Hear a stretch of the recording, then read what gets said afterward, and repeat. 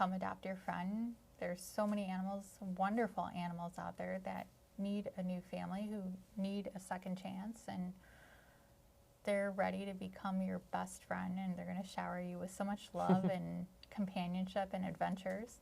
Welcome to the Home Comfort Zone podcast. My name is Theresa. I'm the marketing manager here at All Comfort Services. And today I have a special guest, Lisa Bernard, and she is the Development and Communications Supervisor at the Dane County Humane Society. Welcome.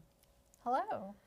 So you're actually a neighbor of ours, and she's nearby, and the Dane County Humane Society is just down the road from our office. And it seems like a great story to talk about. The Humane Society touches all of our lives in lots of different ways, at least. Maybe you can just kind of give us an intro about the Dane County Humane Society.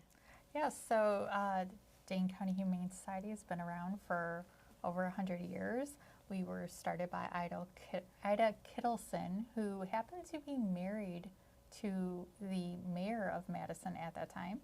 A neighbor had found a little kitten that needed someone to care for them, and they gave it to her, and that just sparked this love and devotion to helping animals in need, and she got the community involved first with her neighbors and then expanding even further, and it just continued to grow from there, and now we have Dane County Humane Society here on Voges Road. So we've experienced a lot of growth over the years, and helping thousands of animals for both companion animals and wildlife animals. Our wildlife center is celebrating its 25th anniversary of being in business, of helping animals, injured, orphaned, or sick animals in need. So we're very happy to be a part of the community. We know our community loves animals, both companion and wildlife.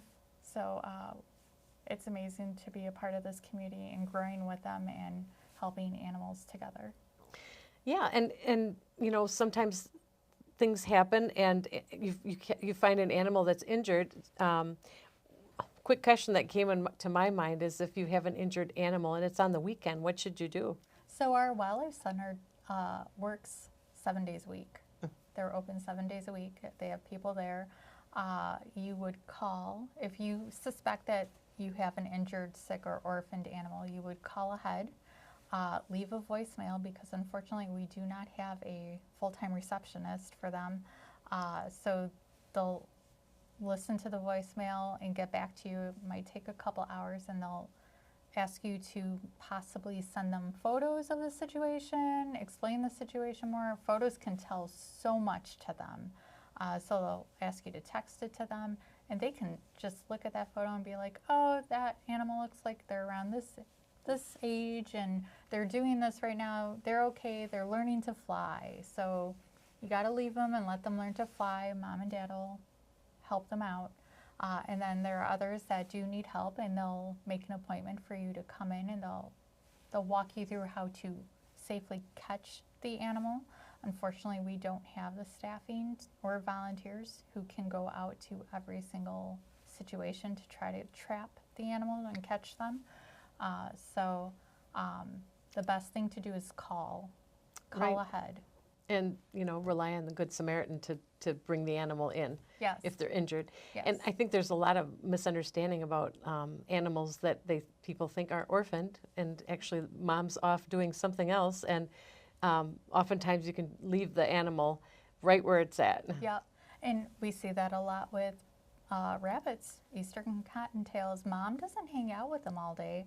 She's there to feed them early in the dawn, and then she's running around. She doesn't want to bring prey to them. So she's staying away from the nest, and then she comes back at dusk to feed them again. And one way you know is if their bellies look nice and plump. So I'm sure people bring them in, and at that point, do you still raise them, or do you say, hey, if you can bring them back to where you found them? It depends on the situation. Yeah. So there are times we end up having to raise them. Recently, we had about a dozen baby bats that fell out of their roost in a house. And to feed all 12 of them took an hour and a half, and you have to feed them at approximately 6 times a day. Oh, wow. Yeah, so it's a lot of work. So they were able to go find where the family lives and put the babies back so the parents could take care of them, because mom really does the best job. Right. We're just fill-ins and we try to do our best, but mom is the best. Right. So we're talking about the wildlife, but probably a large part of the activities at the Dane County Humane Society would probably be the animals, the house pet type thing. Companion side. Yes. So dogs, cats, rabbits, and then other little critters like guinea pigs, rats. We currently have a pigeon available too. And sometimes we get barnyard animals like roosters and chickens. Typically those birds. Once in a while, a pot-bellied pig. They're so loved, you rarely see them, right? That's true. Well, and in cases with like farm animals, if there's a scenario where we don't have to transport them a bunch of times, like if there's a need for a couple horses that need a new home, we try to have a list of people who would be willing to take in those types of animals, so that way they could just go straight there and maybe get adopted or fostered right away. And that's just one less pit stop. Right. It's a great way. People should check in with you because you've got great connections, and I'm sure. And so tell me about, I think the part that everybody associates with is dogs and cats and adoption. And so tell me about that side of the companion animal area. What would you like to know? Like, Well, what are some common misconceptions maybe about that area that you guys have to work with? so we do get our animals in a variety of ways. Some come through transfers. Some of those transfer partners are here in Wisconsin. There are others that are down south, so Alabama, Arkansas, Texas. And we work with them to bring animals to our shelter because they're not finding their next opportunities, their second chances where they're at. So we're trying to help them find that second chance. And the South is very crowded with animals, especially dogs and cats. So bringing them up here gives them that opportunity to find a new home and a new loving family, and that's what we want to help with. Sometimes too, though, we do get animals that come to us through surrender. Unfortunately, people are being hit with hard times, and sometimes they can't afford to keep their pet with them anymore. Sometimes a pet outlives their family and they don't have someone who could take them because maybe their household is already full of pets, or their pets don't get along, or so they turn to us and we gladly bring them in. That's what we're there for. We're there to help, and to help them with that next chapter, and to provide them with all the love and care that we can while they're with us. We know we're just a temporary pit stop, and to help them find their new family and live a long, happy life together. So we get animals in those variety of ways. I know sometimes people will ask us, so where are the dogs that you have in back, like that the puppies? And we don't breed animals at Dane County Humane Society. That's sometimes a misconception with some people, that they think that we've got more animals in back for them. The only animals that are in back are ones that aren't available, or if they are available, they're too nervous, they're too scared to be in the available areas, and we're trying to help them reduce their stress. When the animals are with us, that is one of our main priorities, is how do we reduce their stress while they're with us. We try to make our environment as comfortable as possible for them while they're staying with us, knowing that it's temporary. We treat each animal that comes in as an individual. Some are great about being with us. They might be nervous the first day, and then the next day they're like, oh my gosh, I get treats here. This is great. I go outside. That's great.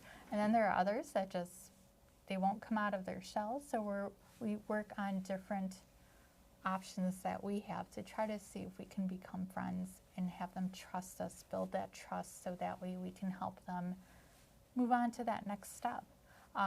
That might be them hanging out in an office all day rather than in their kennel.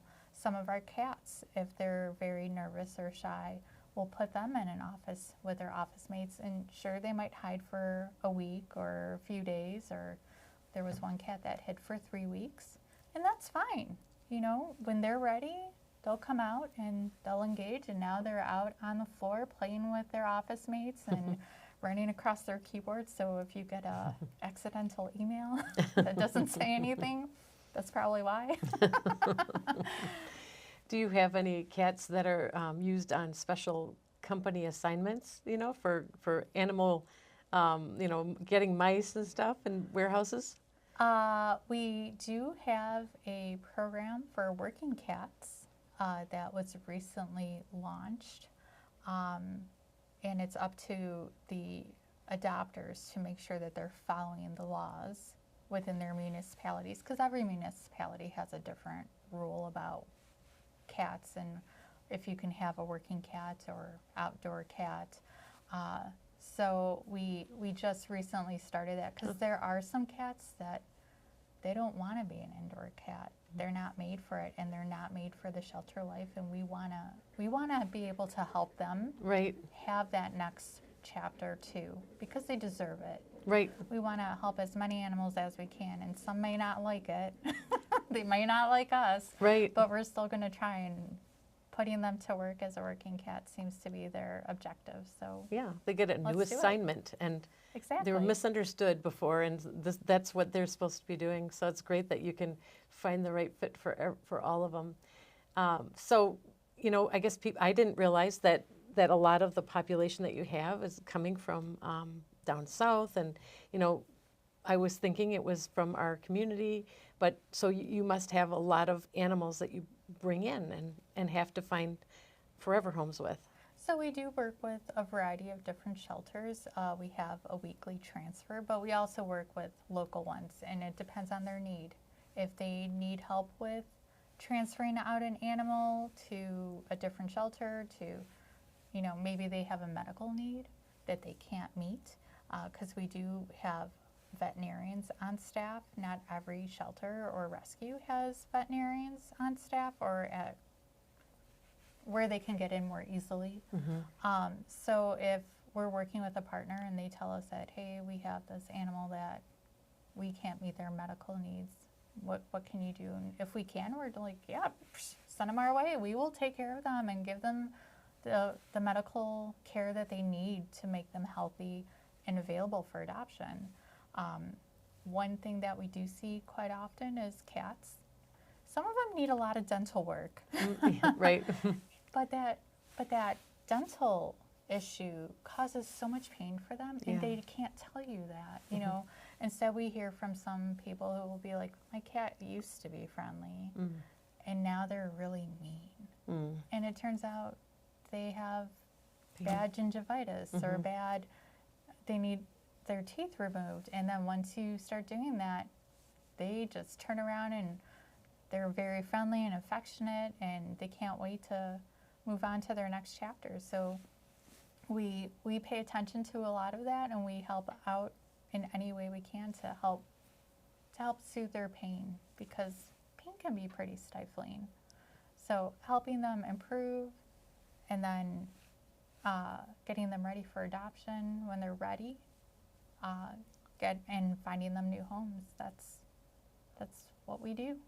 Right. It sounds like quite a process. You'll have to, you know, intake and, you know, take care of their health needs, and then getting them ready for adoption. So at any given time, what does that look like for the adoption process? For time-wise, it all depends on what the need is. Sometimes you can get a dog or a cat in, and it turns out maybe they have a foot injury, and our vets are then deciding, okay, so can this animal sustain, like, will it heal correctly, or do we need to amputate? Would they make a good candidate as a tripod? We have a dog available on our website right now named Chip, and he's a Sheltie mix, so kind of looks a little bit like a collie. And when he came to us, he was limping. He was found as a stray, and that's another way some animals come to us as a stray, and we wait the 4 days legally that we're required to wait 4 full days before we can make them available. Some will have more time sometimes. But he was limping, and we were wondering if we were going to need to amputate, or if his leg would heal on its own. And he went into foster for a few months, and his leg did heal, and he's doing much better and running circles around everybody. But he's a sweet dog. There's some really good stories out of this, I'm sure. And are there any that come to mind? Well, we had one that we did chat about in one of our brochures, our annual report, Family Tales. There was a cat that came to us, and his family surrendered him, and they had mentioned that out of the several cats that they surrendered, that he was the mean one. And when we started looking at him, it turned out he had some medical issues, including problems with his teeth. And so they determined that they would extract his teeth, and I believe they removed all of them. And it's nice that we have vets that can perform the dental work. We have a whole dental suite in our facility because we do a lot of dentals, and those are important. But so they did his work, and then all of a sudden he didn't want to eat. We had to tube feed him. He really struggled to recover, and we were like, what's going on? You know, we're trying to comfort him. We're trying to show him that, you know, we care. We want you to do better. We want you to get well. Sorry, tears. No, that's sweet. To get better, and then find a family. And he did get better. He found a family. And when they read in the article that his first family was like, oh, he had become the mean one, they're like, I can't believe that. He's such an angel, and he's so sweet, and we love him, and he's incredible. So to hear that, to hear how that full story about how they've gone from such a hard time to making it through recovery, and then finding love again and companionship. Right. And bringing that to a new family. That's just incredible. Right. The animals are, they can't, they're not speaking, and they're misunderstood. And so it's wonderful that everybody was receptive and understanding and patient. And that's where I think we come in too a lot, is we can't always understand what animals are trying to tell us. So being patient, doing our investigations of like medical, making sure everything's okay, checking out behaviors, and what else can we do to make them comfortable, and really listening to what it is that they need us to know and how we can help. I'm sure there's a lot of heartbreak that happens at the Humane Society, and there's a lot of heart opening too. There is. Yeah. A lot of happy stories. Yeah. And we're happy that we can focus on a lot of those happy stories, because they are. The animals that come through, a lot of them are resilient, and they make their way through and go on to have a happy new beginning, and that's incredible to see. And then to hear from the adopters too, how they're doing, is really wonderful too. So what's the process for adopting? How does that work? So one misconception is that we have a long adoption form, and we don't. We don't really have a form at all. All it is just filling out your basic information, name, address, phone number, and then you get to go figure out who do you want to see. If there's a dog or a cat or a critter, and then you'll go and meet with a counselor, an adoption counselor, and what'll happen is that they're going to ask you questions about your lifestyle. How do you live? Are you an active person? Are you couch potato?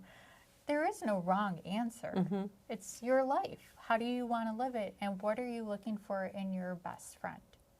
Because if you're the type of person who wants to be super active and go running with your best friend, but you pick out this little dog that is like, he's more of a couch potato, then our counselors would be like, so yeah, he's not active at all, and he might not work as a good running partner because he does not want to do anything like, he'd rather just sit on your lap or cuddle up. So they help guide you to try to tell you about everything we know about the animal, that came in, if they're surrendered, we try to go through what we've been told by their previous family. If they were found stray and we don't know anything, unfortunately, we don't know anything except for what we find doing our medical reviews of them, what our volunteers are saying about them as they're engaging with them, what the rest of the staff is saying about them as they're engaging with them. And they engage with the animals every day. So we're really getting a lot of information on a daily basis from everyone who's engaging with that animal. And it's so fun to go through and then read, like, this dog loves play fetch, and after he grabs it, he brings it back, and he drops it right at your feet, and it's like, oh wow, he loves fetch. So you get a lot of great information. So they'll tell you all that we know about that animal, and it's up to the doctor to be like, you know what, I think that's the right fit for me. And they'll meet them and they'll see if they feel the same way, see if the animal feels the same way. And then there's, you know, like, is there a fee and There is an adoption fee. The highest that it goes up to is $475 plus tax, and that's for a healthy puppy. If it's an older dog, if it's a dog that has maybe, because sometimes older dogs have different medical issues, same with cats, you know, they're like people. As we get older, our body's not working 100% anymore. So they might have diabetes, they might have other medical issues. The price goes down. If there's an issue, the price goes down, because we know that they have medical needs that are going to also cost more in the end. So, and we're thinking of that.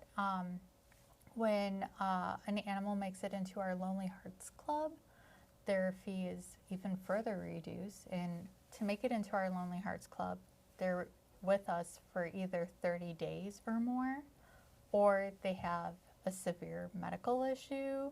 Maybe they have special needs for what they need in an adopter that makes it harder to find an adopter.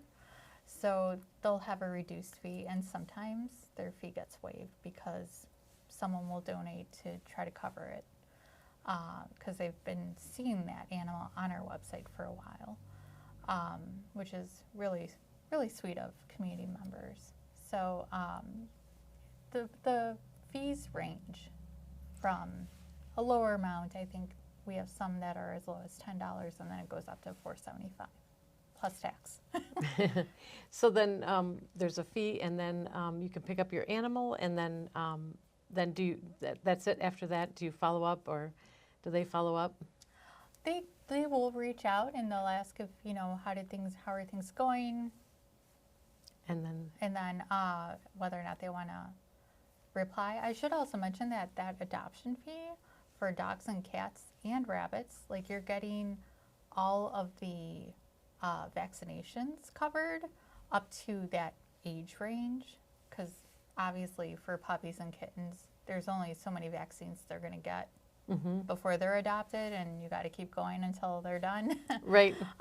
So it covers all the core vaccinations. It covers spay neuter. It covers for dogs Heartworm if they're old enough, medication and checks, and then also flea and tick. And what is the need right now at the Humane Society? I think there are a couple. One is adoption. Come adopt your friend. There's so many animals, wonderful animals out there that need a new family, who need a second chance, and they're ready to become your best friend, and they're going to shower you with so much love and companionship and adventures. And then the other one is to support Dane County Humane Society. We can't do this by ourselves. We rely mostly on donations from our supporters, from the community. Monetary donations actually go the furthest because they help us meet any immediate needs that crop up that you just don't expect. We always have to be ready to help whatever animal comes through our door. Maybe it's a healthy animal. Maybe it's an animal who was hit by a vehicle. We don't know. So being prepared helps us to better help that animal. And what are some of the fundraising activities that you do throughout the year? I'm so glad you asked. So we're just gearing up to start planning for our Bark and Wine. Bark and Wine is held in the fall. This year it's, oh my goodness, it's on a Saturday. I want to say it's 28th. It's the last Saturday of September. And it's going to be at the shelter. We're going with a theme of Step Right Up. We're going to have some games, wonderful food, and you get to learn about the shelter. We have a wonderful auction that community members and businesses donate to, so we can raise money for animals in need, and it's a lot of fun. So that's going to be later in September, and then our other big fundraiser is Toto's Gala, which is at Monona Terrace, and this year it's going to be the beginning of April. Normally it's in March, but the dates align differently, and so we're going the first Friday in April for that one. And that's a little more dressed up, and we bring dogs and kittens and other animals to Monona Terrace to greet everybody, and there's a nice sit-down dinner, dancing, and presentation, and raising money for animals in need, so it's a lot of fun.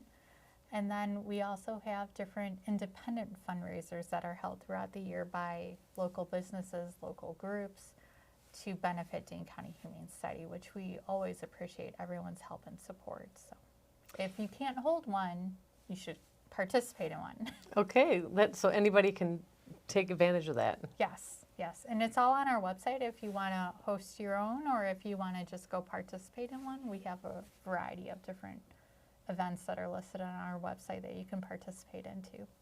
And I think you started a new shop recently in the last couple of years, sort of a thrift. Yes, so we have a thrift store.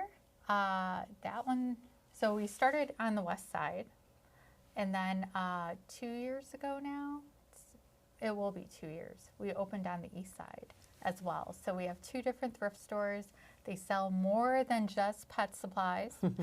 They sell what your standard thrift store sells, variety of different gently used clothing for adults and kids, and toys, and furniture and so forth, as well as, gently used pet supplies. You could bring your pet with you to shop if they're on a leash or contained and well behaved, and they're not going to get freaked out. And come shop, and all proceeds, they support animals in need. So it's a great way to get involved as well. Could also talk to you about our education programs. Sure. Talk to you about everything. We also have a variety of education programs that are both some are for kids and others are for adults. Right now, you might see a lot of parents dropping off their children at our shelter because we have Camp Pawprint going on right now. It's a summer camp.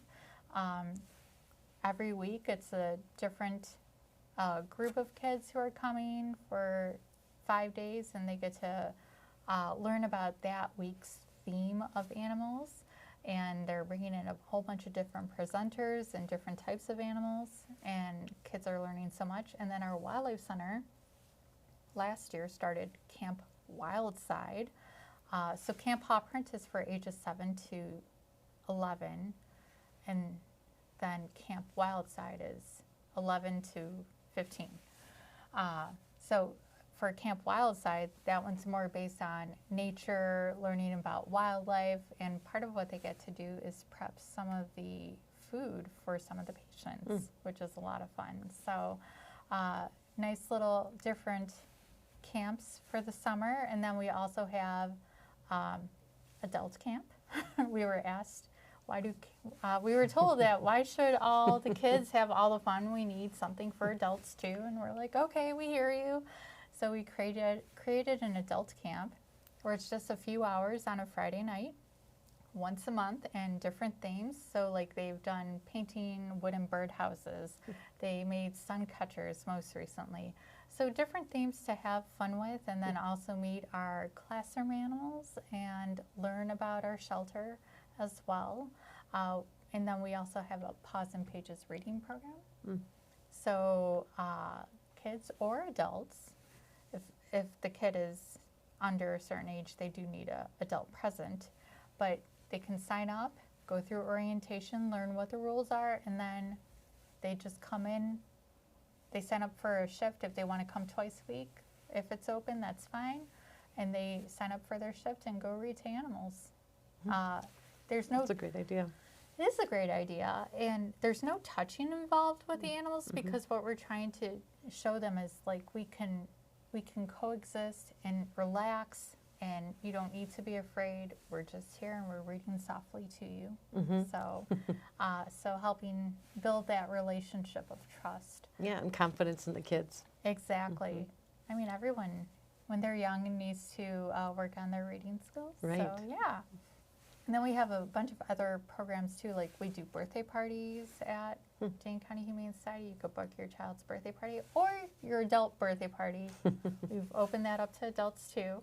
And then scout workshops for Boys and Girl Scouts to earn their badges. And we also offer something called Dane County Humane Society After Dark, which is for kids. It's held once a month, and they do. It's kind of like a mini camp version where they'll enjoy activities, doing craft projects, maybe a service project, and have some fun for a couple hours on a Friday night. And finally, we also have our service days, which is held once a month, and that's for anyone as well, kids to adults, who want to come in and do a service project that we've got planned for the shelter, and they can help out with making maybe Kongs or cat toys, or sometimes it's stamping envelopes. So it's quite the variety of things, but it's fun to get involved. Right. You don't even have to have a pet to do that. You could have, and you just to be able to participate and be part of something like that. Exactly. What should families consider before adopting a pet? What are they looking for? Do they want to work with a puppy? Puppy needs a lot of work. They need a lot of training. They need to be like from potty training up. They know nothing. So you're their leader in this and helping them learn about the world around them and socializing. Or do you want a dog that's already gone through that and maybe is ready more to go with just hanging out, knows how to walk on a leash? It depends on what it is they're looking for. They're the ones who know best what they want to add to their family. Some come in and they just look at the animals and they go, oh, I like the way this one's interacting with my kids, so let's meet him. And there's no wrong way to go about it. So we will, if there is a restriction, like maybe we've seen that a dog might not do well with kids based on certain behaviors, we will discuss that.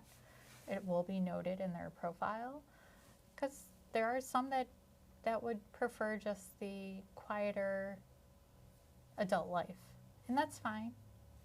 And then there are some that are just love to be around kids. I was fostering a young dog who everyone thought I was going to adopt her. She was a little Shih Tzu mix, and she's very cute, very cute. And I'm like, you know what?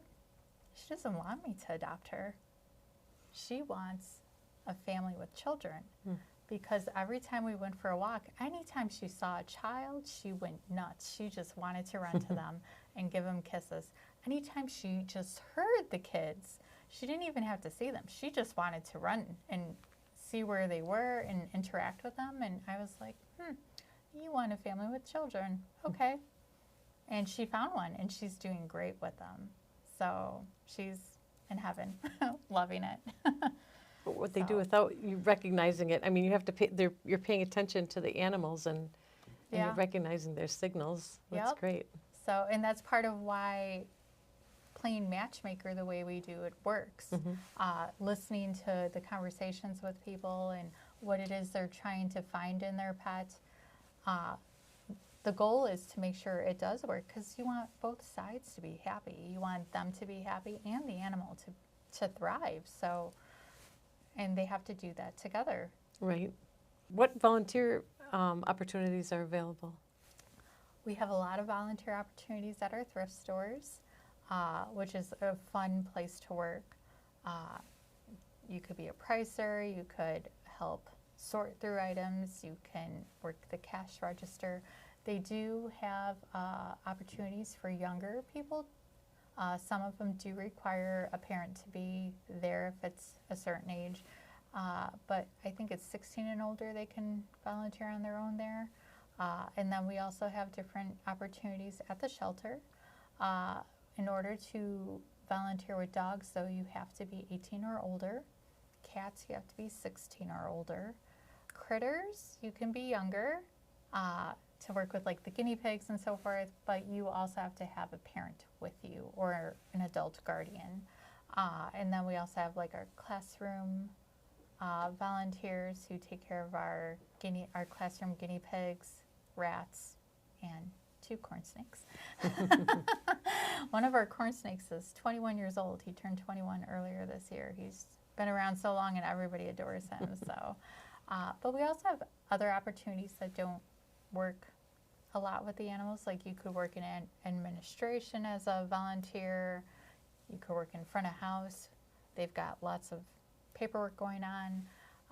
They also have lost and found, where they're trying to match reports of lost pets with reports of found pets or pets that have come into the shelter because they've been found.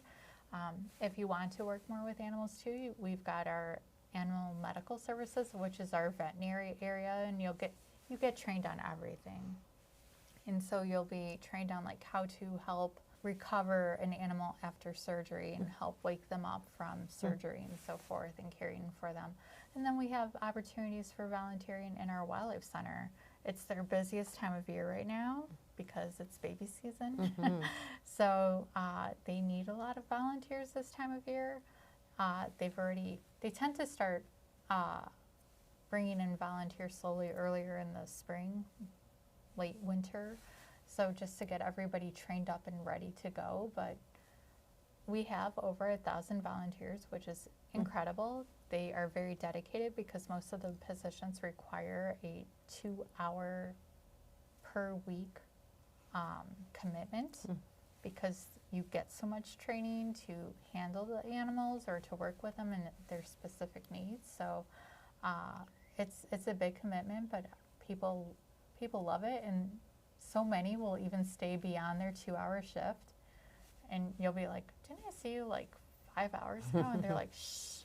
We have one volunteer who puts in a 40-hour week. Wow. Dedication. She's incredible, yeah. But if you can't come to the shelter or the thrift store, we have a volunteer opportunity where you could be a foster. And then you're volunteering from home with your foster animal, helping nurture them, helping them prepare for their next steps. Some of them might be medical cases. Some of them are just, they need a quiet place to relax. And others are, right now, like kitten season. We've got a lot of kittens coming in, neonates, so some of them need you to pretend you're mom.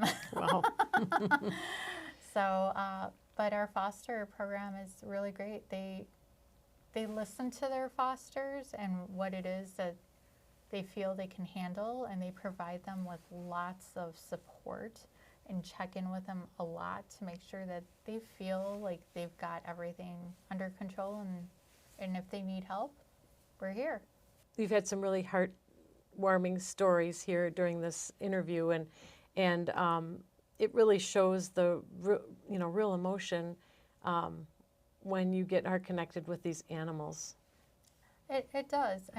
So many of the staff and the volunteers, they really they get involved with these animals. They care about these animals. That's why they're here. They love animals so much. They want to help.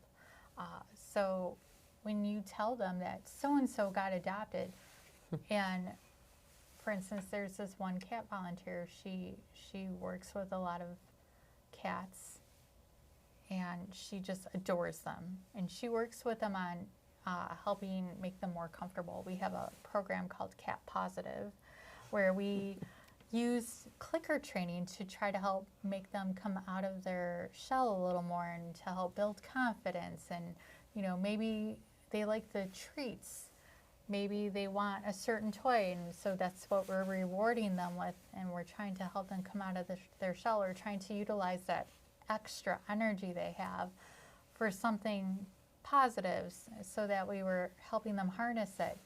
And whenever I talk to her, I'm like, did you hear so-and-so got adopted? And she's like, oh my gosh, I love that. Oh my. And she gets so excited. Or she'll come to me and she'll be like, did you hear this?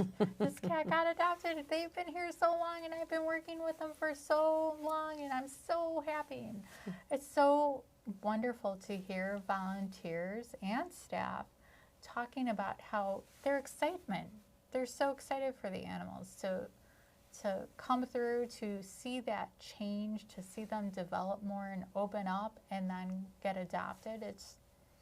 They're so excited for them. And so many of the volunteers and staff, they treat them like their family, because they are. Right. Recently, there was a news story about the Beagles.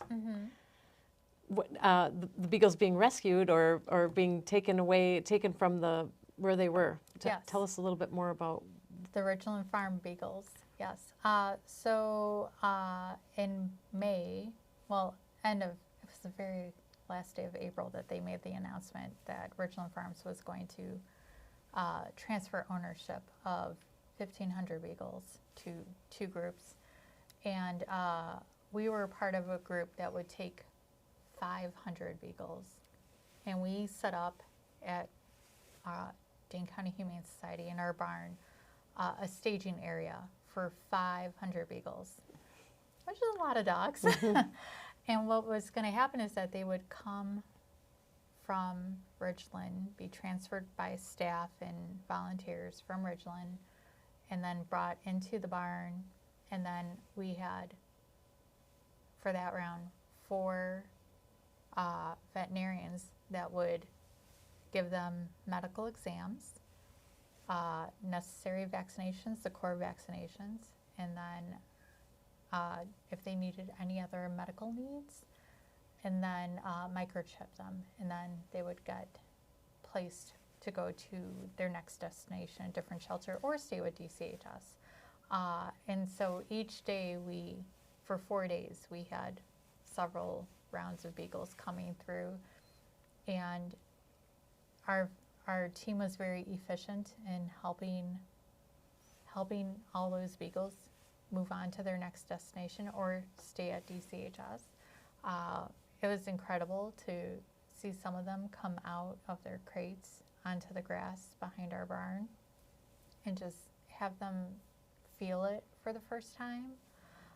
Some were more shy, some were kind of curious about you and would approach you and kind of sniff, but if you tried to touch, they'd be like, a little distance, please. And then others would let you pet them, and they were very curious. So that it was really incredible to be a part of that group and to help those Beagles. And then in June, another 135 was released, and DCHS got to participate again with the same scenario with 68 dogs, and help provide their medical needs, their vaccinations, microchip, and then got them sent to one of the partner shelters for adoption, or if they needed foster or whatever.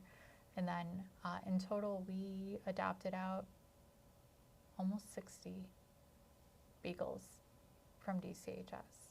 Within a short period of time. Yeah, well, because we know that it's more important for them to start building the relationships with their new families and in their new homes, building those routines, getting settled, than it is for them to stay with us. Because it wouldn't serve a great purpose for them to stay with us, get totally settled, and then here we're going to transition them again. That it was better for them to find their new homes sooner and start that process with their families. So you had about 500, and then you've adopted 60. The others are going to different shelters? Yes. So from the first group, the 550 stayed with us, and the others went to partner shelters. And then from the second group, out of the 68, 9 stayed with us, and then the others went to other shelters for placement. So it was really incredible to be a part of it. I made a friend. His name was Ulysses because he had a U shape on his butt. So I was like, oh, aren't you cute? But it was really sweet. He was curious at first, and then when we got him out into the yard to see if he'd come out, he was like, I don't think so.